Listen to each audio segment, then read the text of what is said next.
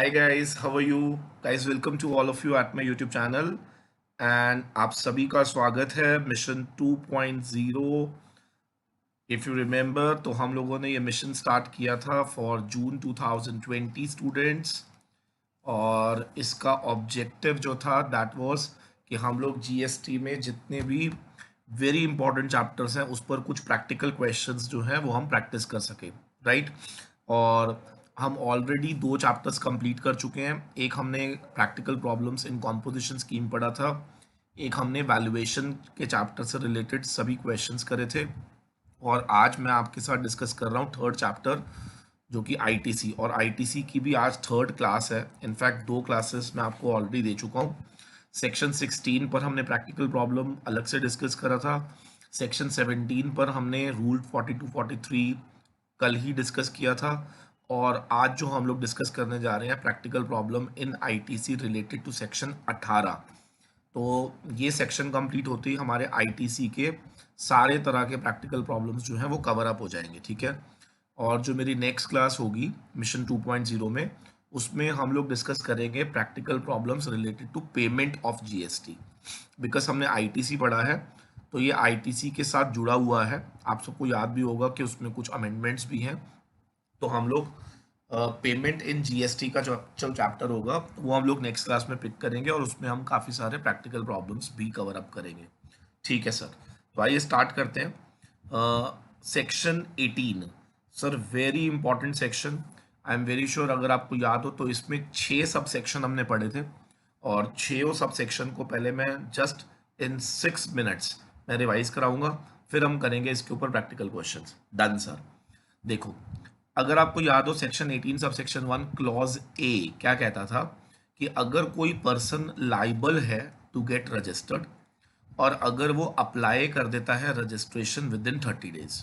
आपको याद होगा हमने क्लासरूम में भी पढ़ा था कि there are good assessees, there are good good people, bad people. Good people कौन होते हैं? जो within time limit registration में अप्लाई कर देते हैं। तो जो क्लॉज ए था वो उन्हीं लोगों के लिए बनाया गया था जो गुड लोग हैं और जिन्होंने रजिस्ट्रेशन के लिए अप्लाई करा with in stipulated time period जो लॉ में गिवन था। तो उन्होंने क्या कहा कि ऐसे में अगर ये आदमी टाइम से रजिस्ट्रेशन में अप्लाई कर देता है तो हम क्या करेंगे, उसको हम आईटीसी एलिजिबल कर देंगे। लेकिन आईटीसी जो एलिजिबल करेंगे that is in relation to input. और ये इनपुट कौन सा होगा? जो या तो स्टॉक में पड़ा होना चाहिए, या कंटेन्ड इन सेमी फिनिश्ड, या फिर इनपुट कंटेन्ड इन फिनिश्ड जो कि हेल्ड इन स्टॉक होना चाहिए, ठीक है सर। तो इसका मतलब इनपुट किसी भी फॉर्म में आपके पास पड़ा हो, वेदर वो इनपुट की फॉर्म में पड़ा हो, या वो कंटेन्ड इन सेमी फिनिश्ड हो, या फिर वो contained in those finished which are unsold. Sir किस दिन? सर ऑन डेट, यानी कि हमें जो स्टॉक ऑफ इनपुट लेना है वो on date immediately preceding the date from which he become liable to pay tax. अगर आपको याद हो तो इसमें मैंने आपको एक चीज बताई थी कि यहाँ पे क्लियर लिखा हुआ है on date immediately preceding the date from which he become liable to pay tax.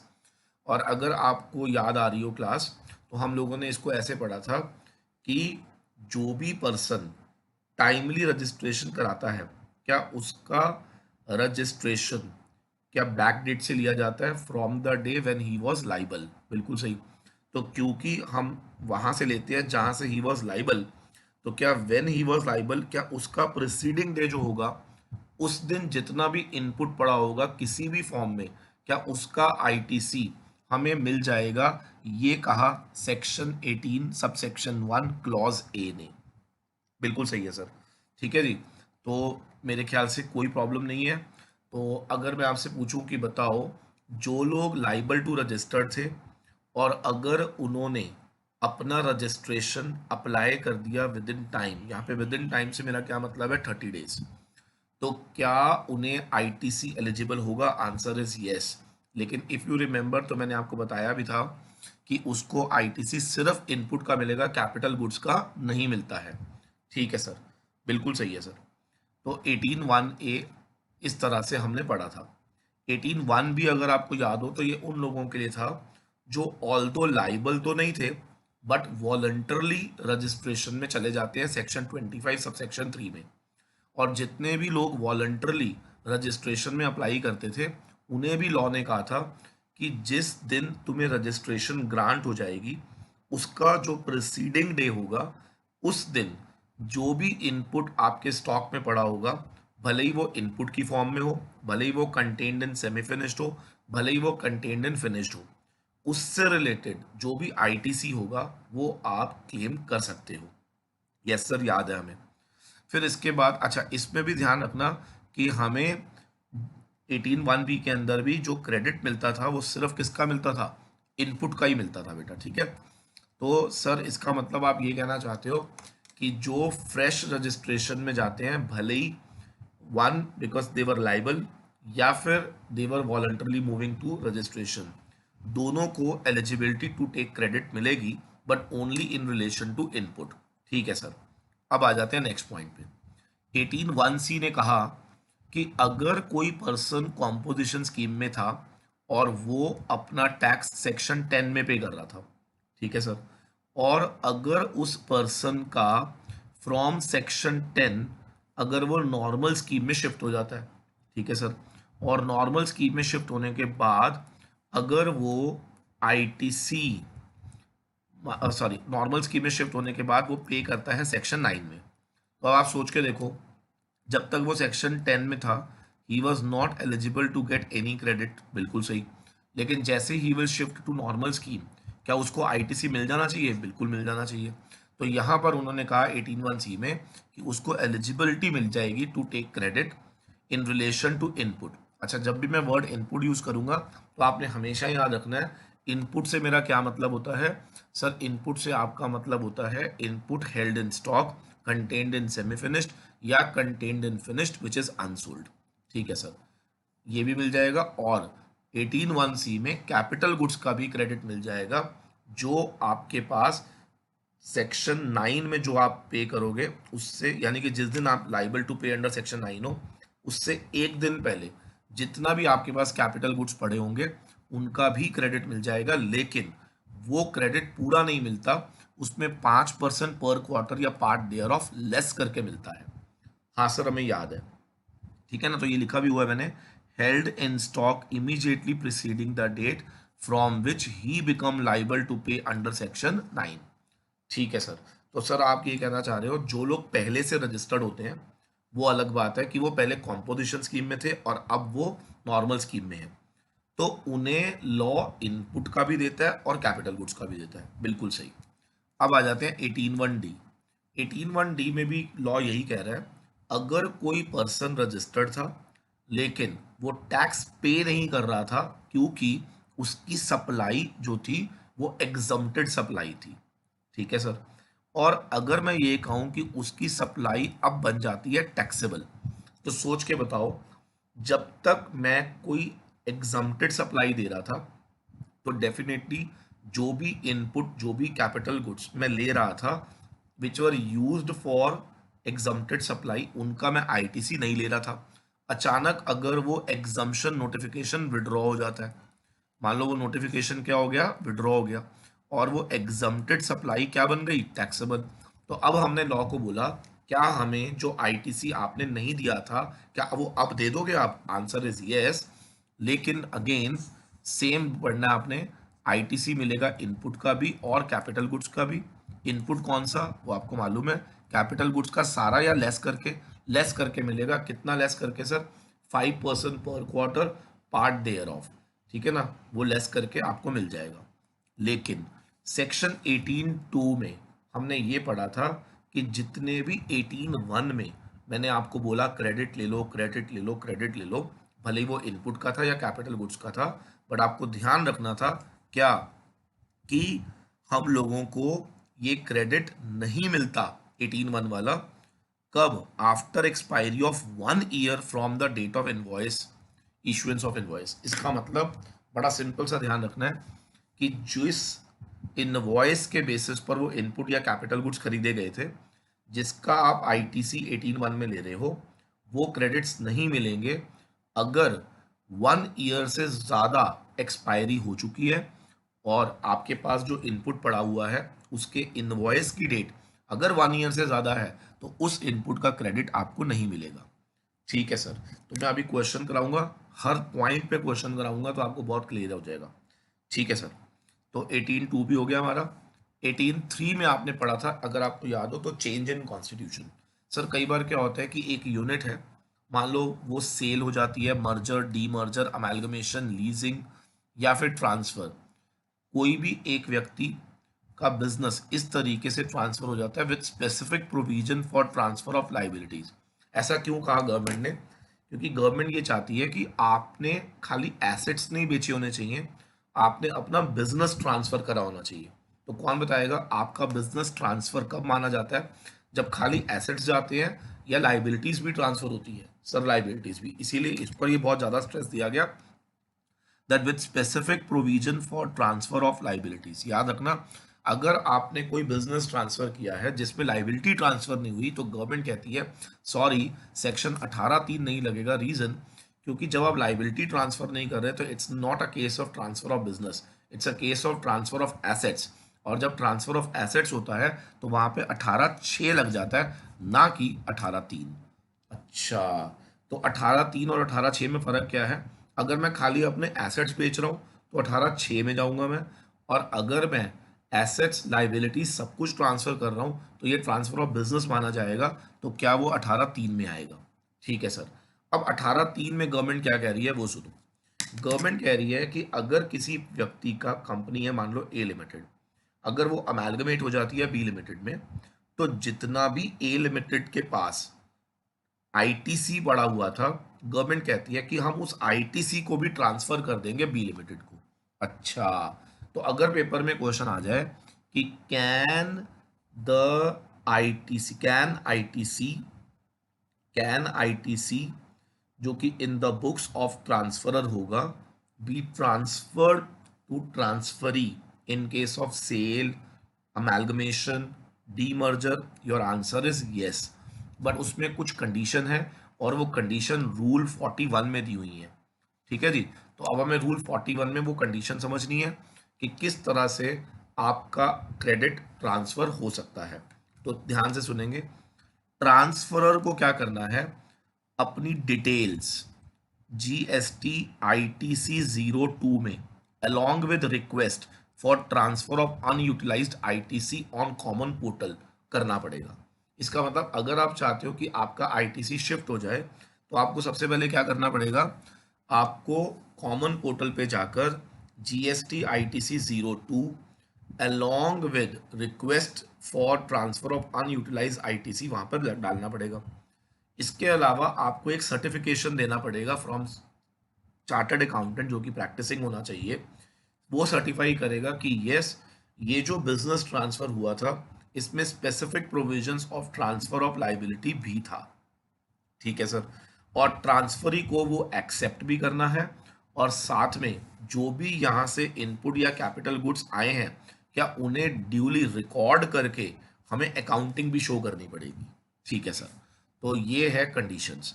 अच्छा, डी मर्जर में आपने एक बात खास ध्यान रखनी है कि अगर मान लो एक्स लिमिटेड एक कंपनी है और अगर वो डी मर्ज होकर 2 यूनिट बन जाती है, ए और बी, तो ये ध्यान रखना है कि जो आईटीसी होगा ना वो ट्रांसफर तो हो जाएगा but in ratio of assets.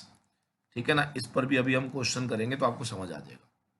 ठीक है जी, तो डी मर्जर के केस में क्योंकि हमें आईटीसी दोनों को देना होता है तो इसीलिए उन्होंने कहा कि this will be transfer in the ratio of assets.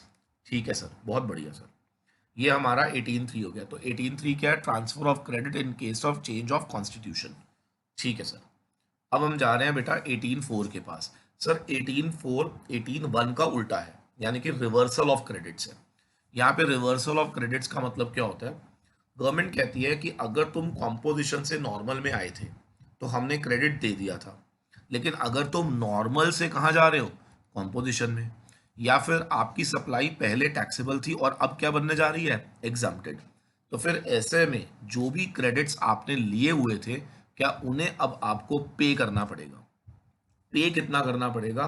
ध्यान रखना, इनपुट जो as on date preceding to the date जब ये एग्जम्प्टेड हुआ या प्रिसीडिंग टू द डेट जब आप कॉम्पोजिशन स्कीम में आए, उस दिन जितना भी स्टॉक ऑफ इनपुट किसी भी फॉर्म में होगा उसका क्रेडिट वापस करना है, प्लस अगर उस दिन कोई कैपिटल गुड्स पड़े हैं तो उसका भी क्रेडिट बाय रिड्यूसिंग रिड्यूसिंग करना है उसको।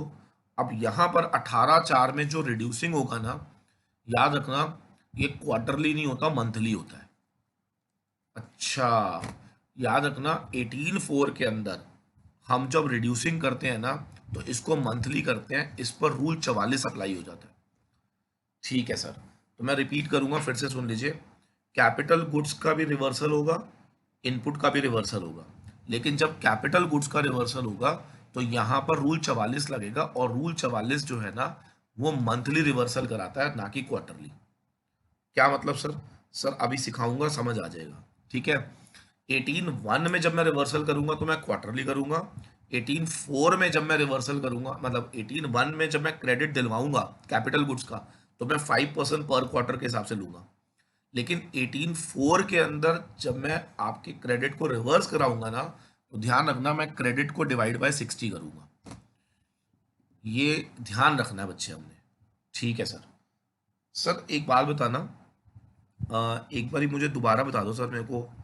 देखो, जब क्रेडिट अवेल करना होता है तो कैपिटल गुड्स में 5% के हिसाब से लेस होता है पर क्वार्टर, या part there of.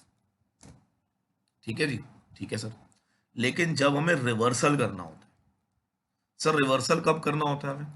Sir reversal ना पूरे एक्ट में 18/4 और 29/5, अगर आपको याद हो तो रजिस्ट्रेशन में हमने पढ़ा था, जब आपका रजिस्ट्रेशन कैंसिल हो जाता है तो आपके पास जितने भी क्रेडिट्स होते हैं वो आपको वापस करने पड़ते हैं।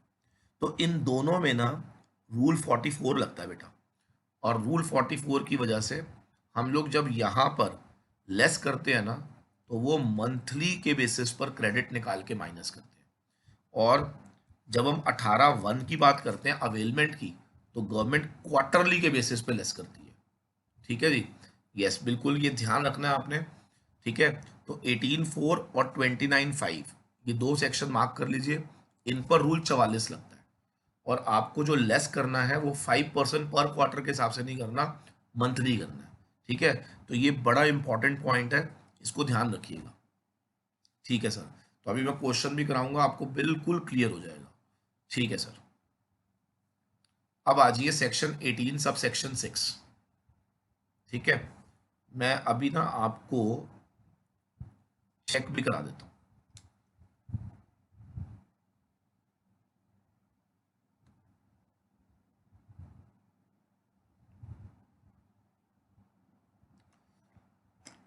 क्या होता है ना, थोड़ा सा आपको याद रहेगा फिर एक बार चेक करने से।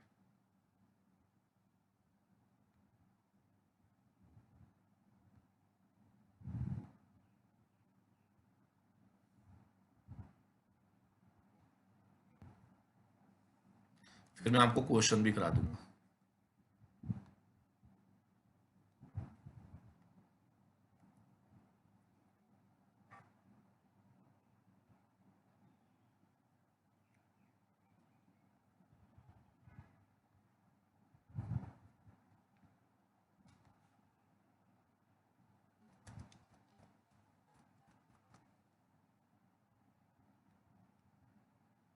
ये देखिए तो इसको जरा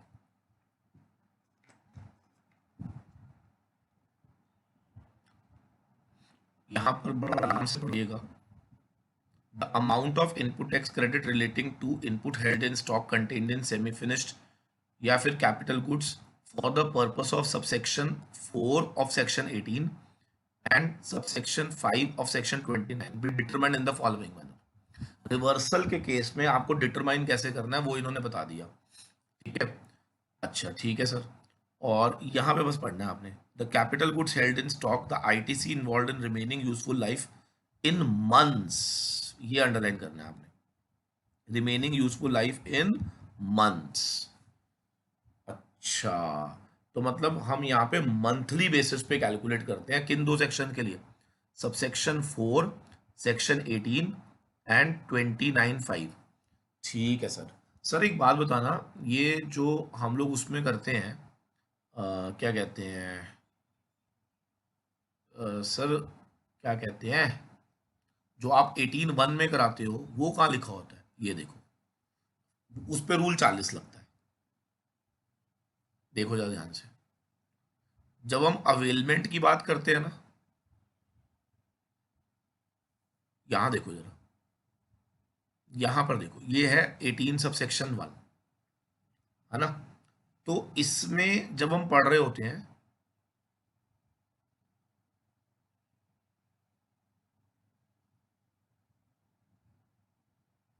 यहां पढ़ेंगे जरा आप, 5% पॉइंट फॉर एवरी क्वार्टर या part thereof from the date of issuance of invoice. इसका मतलब आप समझो कि जब मैं यहां पढ़ाऊंगा आपको 18(1) के लिए, ठीक है, 18(1) के लिए, और अभी मैं आपको 18(6) भी पढ़ाने वाला हूँ, ठीक है, 18(6) भी उड़ाने वाला हूँ। इनमें आपको ध्यान रखना है कि हमें 5% पर क्वार्टर या पार्ट देयर ऑफ के हिसाब से वर्किंग करनी है। सर हमें समझ आ गया है। मतलब आप ये कह रहे हो कि 18(4) और 29(5) बस इसमें मंथली कैलकुलेशन है, बाकी सब में क्वार्टरली है। बिल्कुल सही, बस यही कहा है मैंने। ठीक है जी, तो ये ध्यान रखना है आपने। तो मैं अभी क्वेश्चन कराऊंगा ना, आपको पूरा क्लियर हो जाएगा एक एक कॉन्सेप्ट। ठीक है सर, अब आ जाओ बेटा यहाँ पर 18(6). तो अब 18(6) क्या कहता है? कहता है capital goods plant and machinery supplied outward. मतलब आपने कुछ capital goods plant and machinery खरीदे थे, जिनको अब आप आगे सप्लाई करने जा रहे हो, आगे सप्लाई करने जा रहे हो, आफ्टर यूज, आफ्टर यूज। ठीक है ना? मतलब आपने पहले क्रेडिट ले लिया, अब आप उसको वापस बेच रहे हो, तो गवर्नमेंट कहती है हमें वापस पे करो, क्या? जो भी तुमने आईटीसी लिया था लेस 5%। अब बताओ, यहाँ पे मैंने मंथली नहीं करा, क्यों? अभी मैंने आपको बताया, क्या यहाँ पे रूल 40 लगता है? ठीक है sir, from the date of invoice, या फिर ट्रांजैक्शन वैल्यू पे जो भी टैक्स रेट आएगा। Done sir. इसमें ना हमने एक एक्सेप्शन पढ़ा था, refractory bricks, mould, dies, jigs, fixtures. ये आपको याद होगा, वन टाइम यूज होने वाली चीजें थी। इन पर लॉ ने कहा था कि अगर इन्हें आप सप्लाई या स्क्रैप करोगे ना, तो इस पर आप मुझे दोनों का हायर मत देना, खाली टैक्स ऑन ट्रांजैक्शन वैल्यू दे देना। ठीक है सर। तो सर मैं ना चाहूंगा एक छोटा सा ना आप समरी बनाइए, ठीक है, फिर आपको पूरा समझ आ जाएगा। यहां लिखो 18(1), ये बात करता है अवेलमेंट की। ये बना लोगे ना बेटा, तो लास्ट मोमेंट तक आप कभी जिंदगी में नहीं भूलोगे। Availment of credits. और यहां लिखो 18(4), रिवर्सल ऑफ क्रेडिट्स।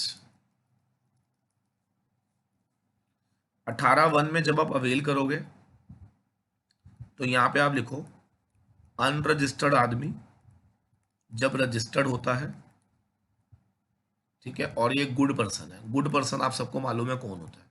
जो विद इन टाइम अप्लाई करता है, तो उसे आईटीसी मिलेगा सिर्फ इनपुट का। अब आगे की इंग्लिश मैं नहीं मार रहा, वो आपको मालूम है। अगर आप वॉलंटरी रजिस्ट्रेशन में जा रहे हो, तो गवर्नमेंट कहती है इसको भी हम आईटीसी दे देंगे इनपुट से रिलेटेड। बट यहां पे इनपुट कौन सा? Held in stock on the date preceding the day, preceding the day when he was liable to pay tax, और यहां पर preceding the day when registration was granted। ठीक है, कॉम्पोजिशन वाला आदमी नॉर्मल में जा रहा है, तो जिस दिन वो liable to pay under section 9 हो जाएगा, उस दिन से प्रिसीडिंग जो भी स्टॉक होगा इनपुट का, जो भी स्टॉक होगा कैपिटल गुड, लेकिन कैपिटल गुड्स का माइनस करना है 5% के हिसाब से। ठीक है, और अगर आपकी सप्लाई एग्जम्प्टेड थी और अब हो गई है टैक्सेबल, तो आपको भी input held in stock and capital goods, लेकिन यहां पर भी 5%। याद रखना, यहां पे मैं रूल 40 लगाता हूं। ठीक है सर, ओके सर। और जब मैं रिवर्सल ऑफ क्रेडिट्स की बात करता हूं, तो अगर आप नॉर्मल स्कीम से कॉम्पोजिशन में जा रहे हो, या फिर आप टैक्सेबल सप्लाई से एग्जम्प्टेड में जा रहे हो, ठीक है, तो आपको ध्यान रखना है, यहां पर आपको पे करना पड़ेगा credit in relation to input which is held in stock day preceding the day capital goods. लेकिन यहां पर रूल 44 लगता है। सेम, और 44 के अकॉर्डिंगली मंथली कैलकुलेशन आएगी, ना कि क्वार्टरली। ठीक है सर, ठीक है जी, तो ये ध्यान रखना है। अच्छा, कभी वैसे तो मैं प्रैक्टिकल क्वेश्चन 29 का कराऊंगा ना, तो मैं खुद ही करा दूंगा। तो सेक्शन 29 पे ध्यान रखना, वहां पे भी मैं आपको रिवर्सल कराऊंगा। ठीक है, जो लोग रजिस्ट्रेशन से बाहर आ जाते हैं वहां पर भी आपने मंथली करना है, याद रखना बस। ठीक है सर, क्योंकि वहां पे रूल 44 लगता है। जहां 40 लगता है वहां पे 5% पर क्वार्टर होता है, जहां 44 लगता है वहां पर मंथली होता है। सर बिल्कुल क्लियर हो गया। ठीक है ना, तो ये मैं अभी क्वेश्चन कराऊंगा, चिंता मत करो, क्योंकि क्लास ही प्रैक्टिकल क्वेश्चंस की है, ये तो मेरे को कराना ही है अभी। ठीक है, ठीक है सर, डन। तो उम्मीद करता हूँ क्लियर टू ऑल। अच्छा, अब ना आप हमारा स्टडी मैट खोल लीजिएगा, उसमें 18/4 में ना मैंने वहां पे 5% लिखा हुआ है, उसको काट के आप लिख देना मंथली। 29 में भी ना अगर आप देखोगे तो 5% पर क्वार्टर लिखा होगा, उसको भी काट के आप लिख देना मंथली।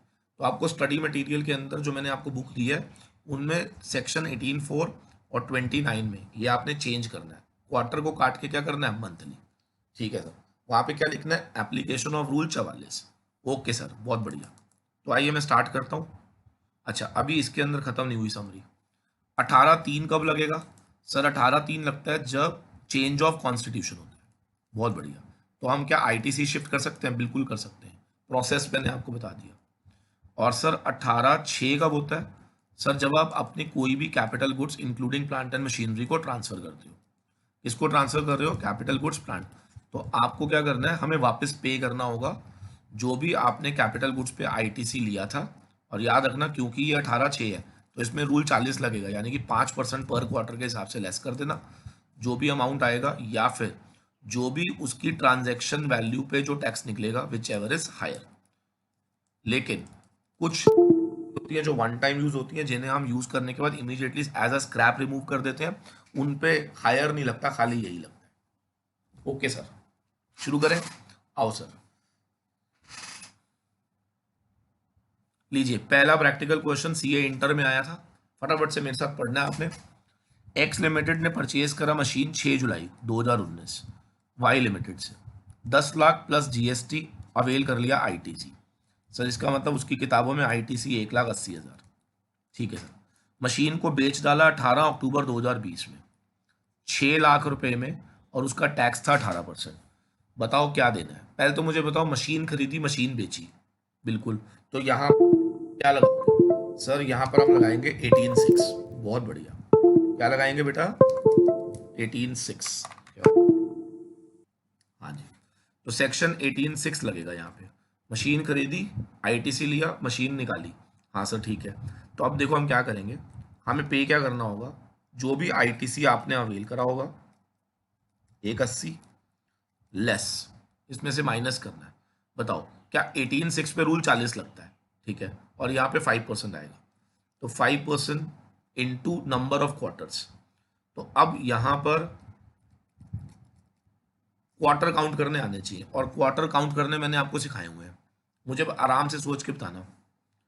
2019 देखो, अप्रैल से लेकर जून, जुलाई से लेकर सितंबर, अक्टूबर से लेकर दिसंबर, जनवरी से लेकर मार्च, अप्रैल से लेकर जून, जुलाई से लेकर सितंबर। ठीक है जी, और अक्टूबर से लेकर, सर अक्टूबर से लेकर दिसंबर। अब आप देखो क्या हुआ, ये तो आएगा ही नहीं क्योंकि हमने खरीदी कब है, 6 जुलाई, तो यहां से शुरू होगा first quarter, second, third, fourth, fifth. क्या अक्टूबर का भी इन्होंने 18 अक्टूबर यानी कि पार्ट ले लिया? 1 2 3 4 5 6 क्वार्टर। ठीक है जी, तो बस आपने इंटू कर देना 6, तो जो भी आएगा वो लेस कर दो। यहाँ पर जो भी अमाउंट आएगा, क्या वो आपको पे करना पड़ेगा? पे मतलब आईटीसी रिवर्स करना पड़ेगा। सर एक बात बताओ, अगर मेरी किताबों में मान लेते हैं, कितना आएगा देखना जरा, 30% हो गया ना इसका सीधा ही, तो 30% मतलब 54 हो गया। कैलकुलेशन चेक कर लेना बेटा, 126 वापस करना है, बिल्कुल सही। अगर मैं एक क्वेश्चन पूछूं आपसे, अगर मैं कहूं कि मेरी किताबों में सपोज करो क्रेडिट पड़ा हुआ था 130, तो रिवर्स करना है ना, तो इसका मतलब 126 का रिवर्सल आएगा तो कितना रह जाएगा 4। और अगर मैं कहूं कि क्रेडिट कम है तो कोई बात नहीं, फिर आप उतना अमाउंट पे करोगे। बिल्कुल सही है सर। ये सीएमए में क्वेश्चन आया था, पढ़ो। एक्स लिमिटेड ने plant and machinery after being used in manufacturing of taxable goods 4 lakh की बेच दी 1 नवंबर को, जीएसटी रेट 18%। कंपनी ने परचेज करा था इसको 22 नवंबर 2019 को, ठीक है सर, फॉर 5.5 लाख, जिस पर जीएसटी कितना दिया था 18%। अमाउंट पेबल 18/6 निकालना है, तो मेरे ख्याल से कोई प्रॉब्लम नहीं है। देखो कैसे, पहले तो देखो आपने आईटीसी कितना लिया है। सर हमने लिया है 5.5 लाख का 18%, ये आपने क्लेम करा होगा, लेस कर देना। क्या उसके लिए हमें क्वार्टर काउंट करने आने चाहिए? बताओ। अक्टूबर से दिसंबर, क्योंकि आपने नवंबर में परचेज करा है ना, तो ये आपका फर्स्ट क्वार्टर हो जाएगा, ठीक है। फिर 1 जनवरी से 31 मार्च, ये सेकेंड क्वार्टर हो जाएगा। 1 अप्रैल से 30 जून, थर्ड क्वार्टर हो जाएगा। 1 जुलाई से 30 सितंबर, फोर्थ क्वार्टर हो जाएगा। 1 अक्टूबर से 31 दिसंबर, फिफ्थ क्वार्टर हो जाएगा। कर लेंगे अपने आप, यानी कि 5% इंटू 5 इंटू साढ़े, जो भी, सॉरी यहाँ पे आईटीसी आएगा ना, जो भी आपने लिया होगा, बैलेंस अमाउंट पे करना है, ठीक है। तो नीचे कमेंट बॉक्स में इसका आंसर लिख देना, ठीक है जी। ठीक है सर। और मैं फिर बता रहा हूँ, 18/6 का मतलब रूल 40, और रूल 40 का मतलब 5% पर क्वार्टर, ठीक है सर। कहता है what will be your answer. अच्छा अच्छा अच्छा अच्छा अच्छा, एक काम तो मैं भूल ही गया यहाँ पे, क्योंकि यहाँ पर ये भी बताया गया है कि ये बिका कितने में है, 4 लाख में, और उसका रेट कितना था 18, तो खाली यही आएगा। अरे अरे, ये तो मैं भूल ही गया। ये तो हमने क्या करा, खाली लेस करके अमाउंट निकाल दिया हमने, ठीक है ना। लेकिन मैंने क्या कहा था, और 4 लाख का 18%, दोनों में से विच एवर इज हायर, ये आपको पे करना है। ITC claimed less 5% per quarter part thereof during that period, जो भी आएगा, या टैक्स ऑन ट्रांजैक्शन वैल्यू, जितने का वो बिका, विच एवर इज हायर। ठीक है सर, क्लियर हो गया सर, उम्मीद करता हूँ क्लियर टू एवरीवन। लॉक कर दें? हाँ सर। तो ये ध्यान रखना है बेटा आपने, यहाँ पे भी तो नहीं था पिछले वाले क्वेश्चन में, हाँ इसमें भी करना था, यहाँ पे भी मैं भूल गया। और 6 लाख का 18% जो भी आएगा, फिर कंपेयर कर देना विच एवर इज हायर, ठीक है सर। अब तीसरा क्वेश्चन देखो क्या है, कहता है आपका आंसर क्या होता अगर इन अबव क्वेश्चन ये रिफ्रैक्टरी ब्रिक्स होता, जिसे रिमूव किया जाता है एज स्क्रैप। अच्छा सर, इसमें हमें और this whichever is higher नहीं करना था, बस ये ध्यान रखो। Refractory bricks, mould, dies, jigs, इन सब में, क्योंकि ये एक बार यूज होने के बाद स्क्रैप अवे हो जाते हैं, तो इनमें लॉ कहता है कि आपको विच एवर इज हायर नहीं करना, जितने का ये बिका उसकी ट्रांजैक्शन वैल्यू पे जो टैक्स बनेगा वो आप पे कर दो। तो कौन मुझे बताएगा, रिफ्रैक्टरी ब्रिक्स के लिए जब रिमूव्ड एज अ स्क्रैप होगा तो क्या ट्रांजैक्शन वैल्यू पे टैक्स मल्टीप्लाई करके ये आपको पे करना होगा। ठीक है सर, समझ आ गया पूरा, आई होप सो क्लियर। यहाँ पर ये मैं स्किप कर गया था, जो भी आईटीसी लिया लेस करके जो आएगा, या फिर tax on transaction value whichever is higher, ऐसे ही सेम यहाँ पे जो आया, या फिर tax on transaction value whichever is higher, ठीक है सर। लेकिन अगर यही चीज रिफ्रैक्टरी ब्रिक्स होगा तो खाली टैक्स ऑन ट्रांजैक्शन वैल्यू ही आपको पे ऑफ करना है, ठीक है सर। इसका रीजन मैंने आपको देखो क्लास में बताया हुआ है, ठीक है ना, कि ऐसा क्यों करते हैं। क्योंकि मैंने कहा था कि जो माउल्ड वगैरह होते हैं ना, वो वन टाइम यूज होते हैं, जैसे ही आप यूज करोगे वो इमीडिएटली स्क्रैप्ड अवे हो जाते हैं। तो ऐसे में अगर मैं इन पर विच एवर इज हायर लगाता ना, तो ये बड़ा ही गलत हो जाता। क्यों? क्योंकि यहाँ पर ये वाली वैल्यू बहुत हाई आ जाती। आप समझो, मैंने लिया और जस्ट 10 दिन यूज करा और वो स्क्रैप्ड अवे हो गया, तो सिर्फ एक ही 5% लेस होता उसमें, तो 95% हमें वापस करना पड़ जाता। तो इसीलिए गवर्नमेंट को ऐसा लगा कि माउल डाइस के अंदर, क्योंकि बहुत कम यूज करने के बाद हम उसको स्क्रैप अवे कर देते हैं, और अगर ये वाला कॉन्सेप्ट लग गया, जैसे इसमें तो आपने 5 क्वार्टर यूज करके आपने बेचा है, तो 5 क्वार्टर यूज करके बेचने का मतलब चलो कम से कम 25% का आईटीसी लेस करने के बाद 75 वापस करना पड़ रहा है। लेकिन आप समझ सकते हो कि माउल डाइस के अंदर हो सकता है एक ही दिन में यूज करके आपको फेंकना पड़ जाए। तो अगर मैं एक ही दिन यूज करके फेंक दूंगा, तो इसका मतलब क्या, वो एक ही 5% लेस होएगा, यानी कि मुझे वापस कितना करना पड़ेगा, 95%। इसीलिए गवर्नमेंट ने कहा ओके फाइन, क्योंकि इसके अंदर बहुत जल्द हम इसको स्क्रैप अवे कर देते हैं, तो विच एवर इज हायर ना करके जितने का ये स्क्रैप रियलाइज होगा, क्या उसका ट्रांजेक्शन वैल्यू आप मुझे पे कर देना। ओके सर, बहुत बढ़िया। चलिए अब आ जाते हैं क्वेश्चन नंबर 4 पे। सेक्शन 18(1)(a) पर बेस्ड है ये, ठीक है जी। सेक्शन 18(1)(a) पर बेस्ड है हमारा क्वेश्चन, इसको ध्यान से देखना है सबने। कहते हैं messrs x limited liable to pay tax on 1 December and obtain registration on 15 December, GST paid on goods lying on 30 November. अब यहाँ पे 30 नवंबर क्यों लिया, आप सबको याद है, क्योंकि ये अच्छा आदमी है, विद इन 30 डेज के अंदर अंदर रजिस्ट्रेशन कराने गया, तो इसकी रजिस्ट्रेशन की जो ग्रांटिंग होगी, क्या विद रेट्रोस्पेक्टिव इफेक्ट, जब वो लाइबल था 1 दिसंबर, तो क्या 1 दिसंबर का प्रिसीडिंग डेट 30 नवंबर का जो भी स्टॉक होगा, क्या क्रेडिट मिल जाएगा। ठीक है सर। रॉ मटेरियल की फॉर्म में पड़ा हुआ है 36, raw material lying in WIP पे इतना, इन finish goods which is unsold 216, capital goods इतना। तो बताओ क्रेडिट किस किस का मिलेगा, बस कैपिटल गुड्स का नहीं मिलेगा, बाकी सबका मिलेगा। और मैं अज्यूम कर रहा हूँ क्या, कि इन सभी इनपुट्स को आपने परचेज करा होगा विद इन 1 ईयर, तो जो इनसे रिलेटेड इनवॉइस होगा वो 1 ईयर से ज़्यादा पुराना नहीं होगा, ये मैं परसेप्शन ले रहा हूँ, तो इस हिसाब से मैं तीनों का क्रेडिट बुक कर लूँगा। ठीक है सर, ठीक है सर। अब आ जाओ नेक्स्ट क्वेश्चन पे। कहता है mister C, a registered taxable person है, was paying under composition scheme. Sir ये 18(1)(c) का क्वेश्चन है, बिल्कुल सही है। कॉम्पोजिशन स्कीम में पे कर रहा था up to 30 July, with effect from 31 July he become liable to pay under regular scheme. मान लो उसकी टर्नओवर 1.5 करोड़ क्रॉस हो गई, तो जैसे ही 1.5 करोड़ क्रॉस हो जाती है, तो आपको मालूम है कि वो नॉर्मल स्कीम में आ जाता है। ठीक है, तो वो नॉर्मल स्कीम में कब से आया, 31 जुलाई। तो जिस दिन वो नॉर्मल स्कीम में आया उसका प्रिसीडिंग डे यानी कि 30 जुलाई, उसके पास जितना भी स्टॉक होगा, चाहे वो इनपुट का हो चाहे वो कैपिटल गुड्स का हो, क्या उसको मिल जाएगा, प्रोवाइडेड वो नहीं खरीदा होना चाहिए मोर देन 1 ईयर पहले। बिल्कुल सही।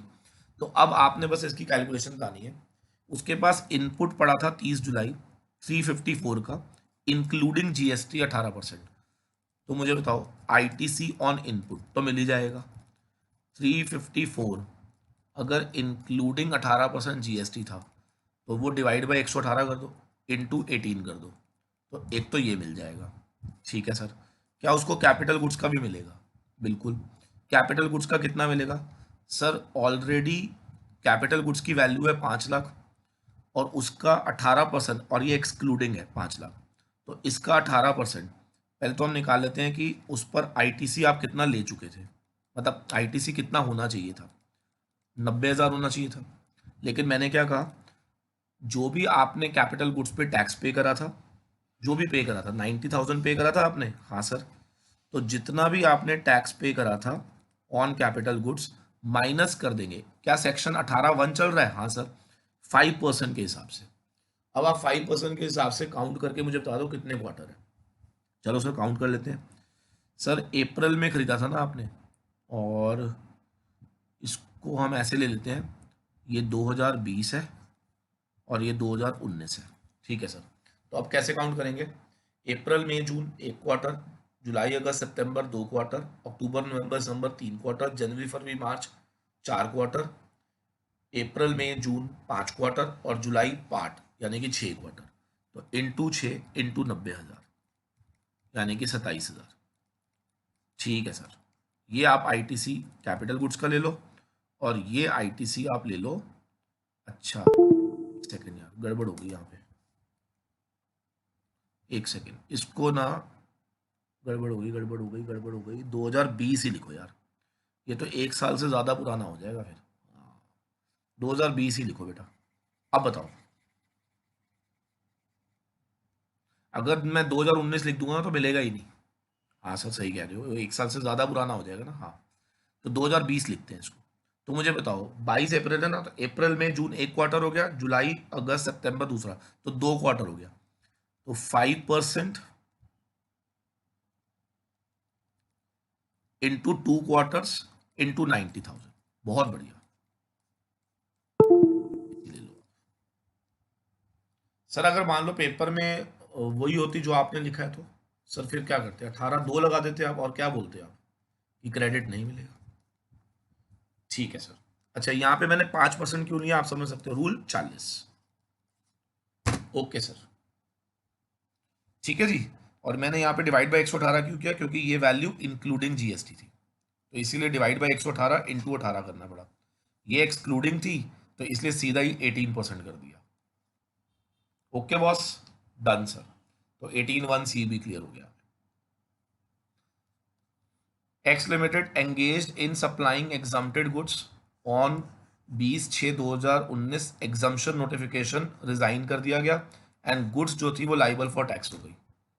तो डिटरमाइन करो उसका एलिजिबल क्रेडिट कितना है।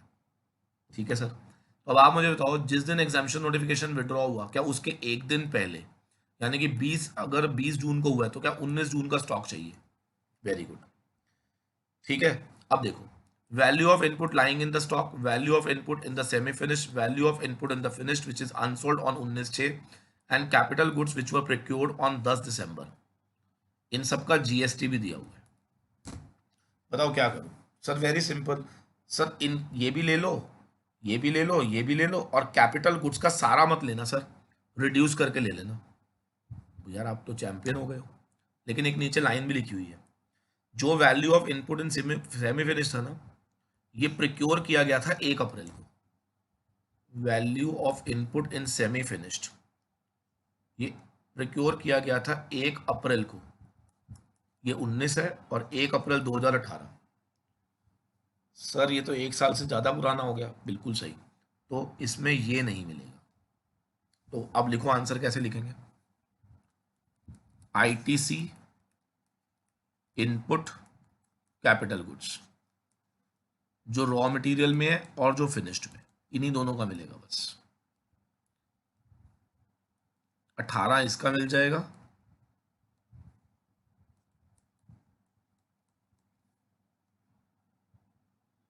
18,600 इसका मिल जाएगा, कैपिटल गुड्स का 96 पूरा ना मिलकर 5% के हिसाब से लेस होगा, बिल्कुल। और कैसे काउंट करोगे आप? देखो, दिसंबर का महीना, तो अक्टूबर नवंबर दिसंबर एक क्वार्टर तो यही हो गया, जनवरी फरवरी मार्च दूसरा क्वार्टर हो गया। ठीक है सर, जनवरी फरवरी मार्च दूसरा क्वार्टर, अप्रैल मई जून, और ये जून ही है तो तीसरा क्वार्टर, 3 क्वार्टर हो गए। ये आप सॉल्व कर लीजिए। ओके सर, ठीक है जी।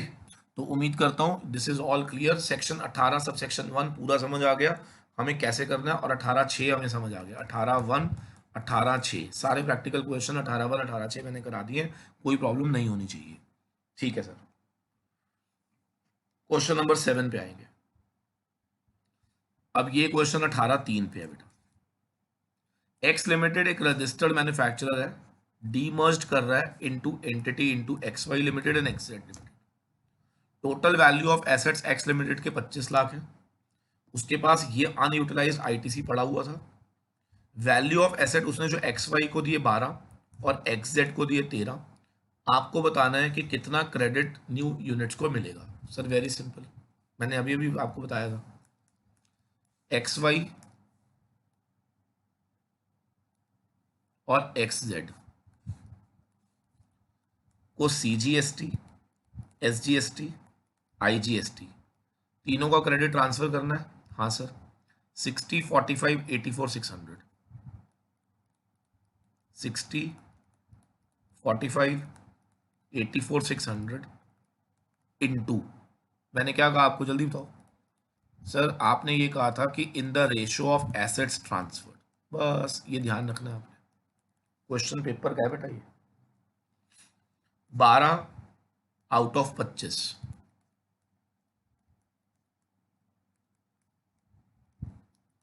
13 आउट ऑफ 25। बहुत बढ़िया सर, फिनिश। तो इस तरह से हमारा जो आईटीसी था वो हमने इन दोनों यूनिट्स में शिफ्ट कर दिया। ठीक है सर, ठीक है। और मैं मान के चल रहा हूँ वो कंडीशन सारी पूरी हो गई है। कौन सी वाली? जो रूल 41 में मैंने पढ़ाई थी। ठीक है सर। चलिए सर, अब हम करेंगे अपना लास्ट क्वेश्चन आज की क्लास का। ठीक है, और ये क्वेश्चन बहुत इंपॉर्टेंट है क्योंकि ये सेक्शन 18(4) पर बेस्ड है। ठीक है जी, ध्यान से देखो। कहते हैं goods manufactured by x limited have been exempted with effect from 1 May 2019। Earlier in goods को लाइबल टू टैक्स माना गया था एट द रेट ऑफ 12%। तो मैंने क्या कहा था, अगर कोई टैक्सेबल गुड्स अब एग्जम्प्टेड हो जाती है तो उसके ऊपर हम लोगों को रिवर्सल ऑफ क्रेडिट करना पड़ता है 18(4) में। ठीक है सर। और रिवर्सल ऑफ क्रेडिट कैसे करते हैं? जिस दिन वो एग्जम्प्टेड हुई उसके एक दिन पहले क्या जो भी स्टॉक ऑफ इनपुट पड़ा होगा किसी भी फॉर्म में, क्या उसका क्रेडिट तो वापस करना ही पड़ेगा और कैपिटल गुड्स का भी वापस करना पड़ेगा। बट आई टोल्ड यू कि जब आप कैपिटल गुड्स का वापस करोगे ना, तो बस इतना याद रखना कि कैपिटल गुड्स का वापस करते समय आपको मंथली कैलकुलेशन करनी है, क्योंकि 18(4) में हो आप, तो रूल 40 नहीं लगेगा, 44 लगेगा। ठीक है सर, तो मैं स्टार्ट कर रहा हूँ, आइए देखते हैं।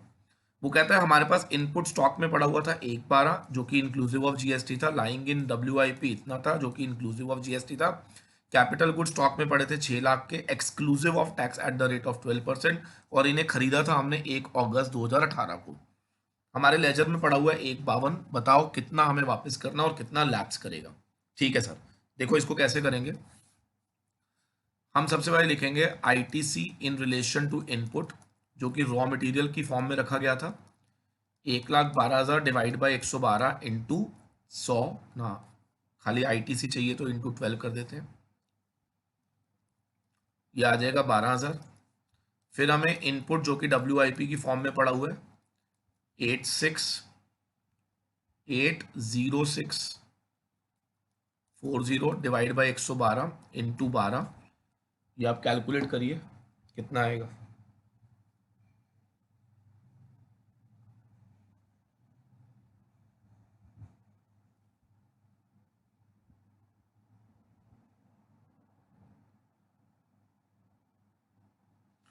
ये आएगा 8640।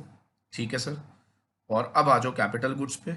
बस कैपिटल गुड्स का ध्यान रखना, 6 लाख का कैपिटल गुड था जिसपे 12% आपने टैक्स पे करा था।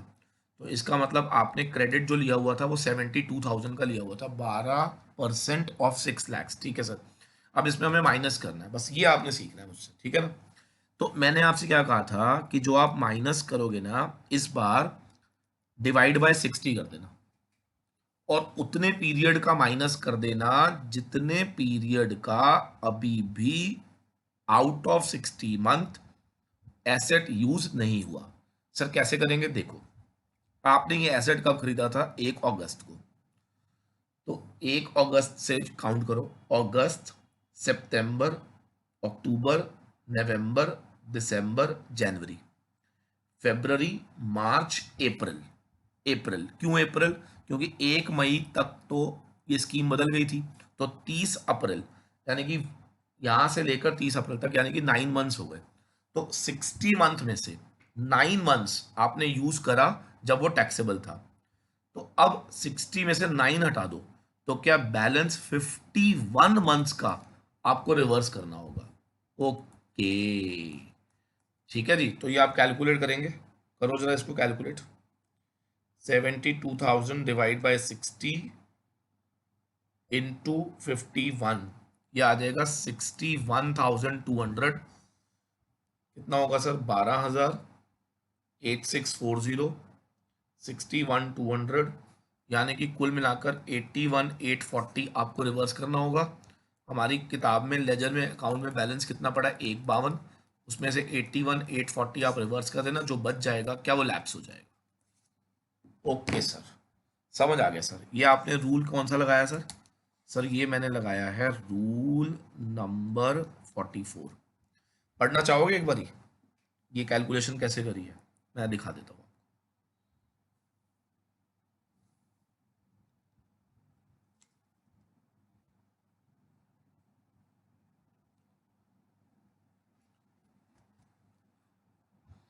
जल्दी से कर लो एक बारी, ताकि आपको कोई भी माइंड में ना कंफ्यूजन ना हो।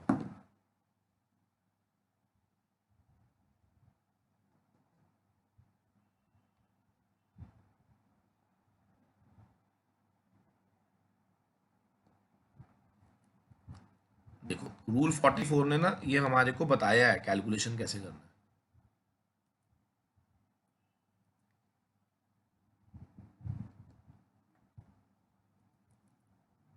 पढ़ो जरा इसको एक बारी। कहता है for capital goods in stock ITC involve for the remaining useful life in month shall be computed on pro rata basis taking the useful life as 5 years। Illustration, मान लो आपने यूज करा था 4 year 6 month 15 दिन।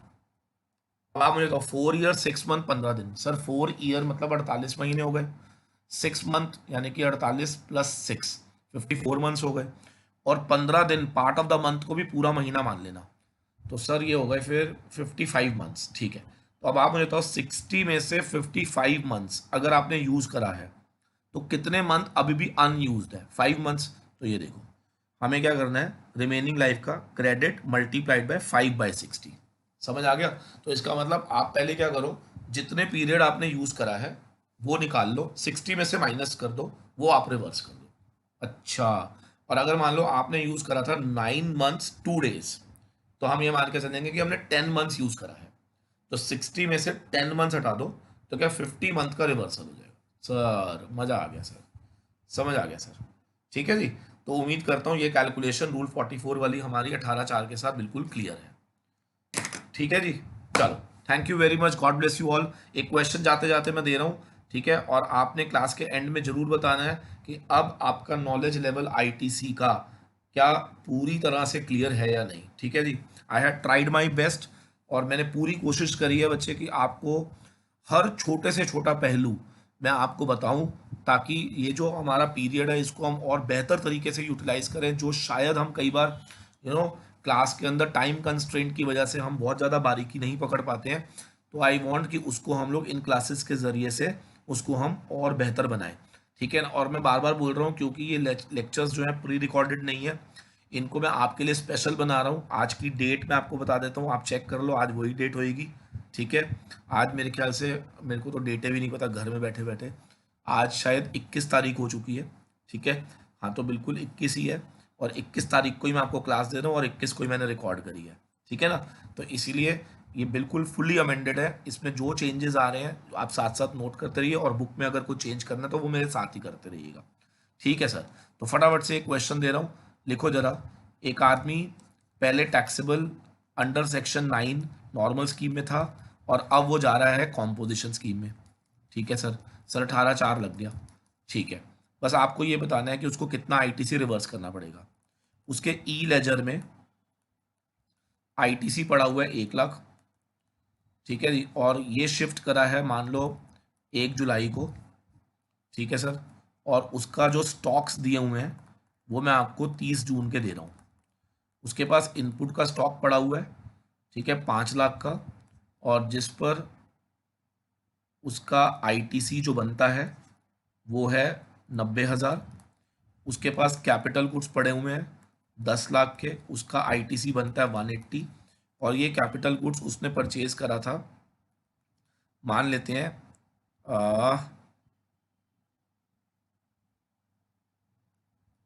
27 नवंबर ना 27 नवंबर 2018 में उसने परचेज करा था। ठीक है जी, तो आपको ये बताना है कि कितना रिवर्स करना पड़ेगा, कितना हमें रिवर्स करना पड़ेगा ये बताना है। और एक काम करो, यहाँ चेंज कर दो, क्रेडिट हमारे पास मान लो पड़ा हुआ है 4 लाख रुपए, आपको बताना है कितना रिवर्सल होगा और कितना लैप्स होगा। ठीक है जी, चलो thank you very much, God bless you all, stay tuned, stay blessed, and coming with the next video very soon. Payment of tax. ठीक है जी, चलो थैंक यू वेरी मच।